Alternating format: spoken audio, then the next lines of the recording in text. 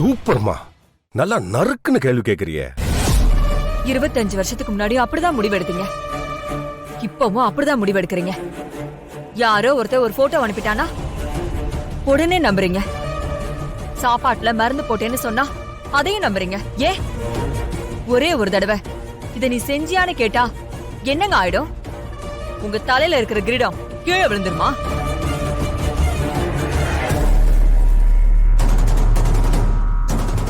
கொலை செஞ்சவனுக்கு கூட அவன் தரப்பு நியாயத்தை பத்தி சொல்ல சட்டத்துல இடம் இருக்கு. ஆனா உங்ககிட்ட வந்து என்ன பத்தி யாராவது சொன்னா நீங்களும் விசாரிக்க மாட்டீங்க, என்னையும் கேட்க மாட்டீங்க. உடனே தீர்ப்பு தான், தண்டனை தான். எந்த ஒரு நியாயங்க இது?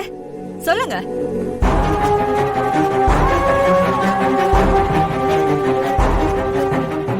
மனுஷன் வாய திறக்கறானா பாரு மச்சான். வாய திறந்து ஏதாவது பேசுங்க மச்சான். தங்கச்சி கேக்குறதுக்கு பதில் சொல்லுங்க. மத்தவங்க எல்லாரையும் விடுங்க, ஆனா வள்ளி ஏன் பொண்ணுங்க. நான் 10 மாசம் சுமந்து பெத்த எடுத்தவ. அவ சாப்பிடுற சாப்பாட்டுல நான் எப்படிங்க மருந்து கலப்பேன்? எதுக்காக நான் பண்ணணும்? எனக்கு என்ன அவசியம் இருக்கு? ஏய், என்னடி பண்ணிட்டு இருக்க? என்ன பண்ணிட்டு இருக்க? நான் இல்லாத நேரமா பார்த்து என் தம்பி கிட்ட சென்டிமெண்டா பேசி அவன் மனச மாத்த பாக்குறியா? வந்துட்டா குட்டைய குழப்பறது. இனிமே மச்சான யோசிக்கவே விட மாட்டான். நான் ஒன்னும் சில பேர் மாதிரி நேரம் காலம் பார்த்து ஆள் பார்த்து பேசுற ஆள் இல்ல. குதர்க்கம் பண்றவங்க, குடும்பத்தை கெடுக்கிறவங்க தான் அந்த மாதிரி எல்லாம் ஆள் பார்த்து பேசுவாங்க. எனக்கு அந்த எண்ணமும் இல்ல, தேவையும் இல்ல.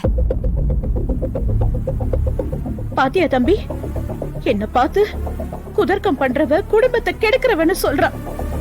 அதுவும் ஒன்ன வச்சுக்கிட்டே ஓ முன்னாடியே. எப்பா எப்பா ரத்னம், நான் குடும்பத்தை கெடுக்கிறவளா? அப்பா செத்ததுக்கு அப்புறம் உன்னை வளர்த்த ஆளாக்குன. பள்ளியை விட்டுட்டு இவ ஓடி போனதுல இருந்து அவளையே வளர்த்த ஆளாக்குன. உன் கூடவே பக்க பலமா இருந்த.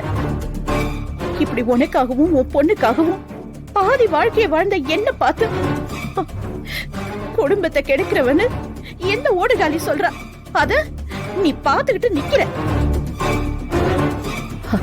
போதும்பா, என்ன பத்தி யோசிக்காம, என் பையனோட எதிர்காலத்தை பத்தி யோசிக்காம இத்தனை வருஷமா உனக்காகவே வாழ்ந்த எனக்கு கடைசியா உன் பொண்டாட்டி வந்து குடும்பத்தை கெடுக்கிறவன்னு பட்டம் கொடுக்கறான்.